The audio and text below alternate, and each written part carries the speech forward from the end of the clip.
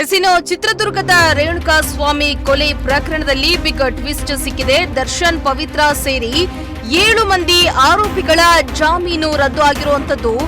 ಜಾಮೀನನ್ನ ರದ್ದು ಮಾಡಿ ಮಹತ್ವದ ಆದೇಶವನ್ನ ಸುಪ್ರೀಂ ಕೋರ್ಟ್ ಹೊರಡಿಸಿದೆ.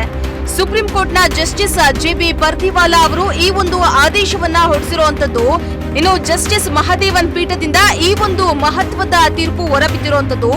A1 ಆರೋಪಿಯಾಗಿರುವಂತಹ ಪವಿತ್ರ ಗೌಡ, A2 ಆರೋಪಿಯಾಗಿರುವಂತಹ ದರ್ಶನ್, A6 ಆರೋಪಿಯಾಗಿರುವಂತಹ Jagadish alias Jagga, A7 Anukumar alias Anu, A14 Pradyush, A11 Nagaraju alias Naga, A12 Lakshman ಜಾಮೀನನ್ನ ರದ್ದು ಮಾಡಲಾಗಿದೆ. ಈ ಒಂದು ಮಹತ್ವದ ತೀರ್ಪನ್ನ ಸುಪ್ರೀಂ ಕೋರ್ಟ್ ಆದೇಶವನ್ನ ಹೊರಡಿಸಿರುವಂತದ್ದು.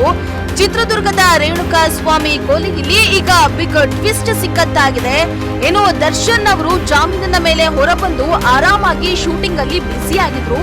ಈಗ ದರ್ಶನ್ ಅವ್ರಿಗೂ ಕೂಡ ಈ ಒಂದು ಶಾಕ್ ಅಂತಾನೆ ಹೇಳ್ಬೋದು. ಈ ಒಂದು ಮಹತ್ವದ ತೀರ್ಪು ದರ್ಶನ್ ಅವ್ರಿಗೆ ಶಾಕ್ ಆಗಿದೆ ಅಂತಾನೆ ಹೇಳ್ಬೋದು. ದರ್ಶನ್, ಪವಿತ್ರ ಗೌಡ ಸೇರಿ 7 ಮಂದಿ ಆರೋಪಿಗಳ ಜಾಮೀನು ರದ್ದಾಗಿರುವಂತದ್ದು. ಇನ್ನು ಸುಪ್ರೀಂ ಕೋರ್ಟ್ನ ಜಸ್ಟಿಸ್ JB ಪರ್ದಿವಾಲಾ ಅವರು ಈ ಒಂದು ಆದೇಶವನ್ನ ಹೊರಡಿಸಿದ್ದಾರೆ.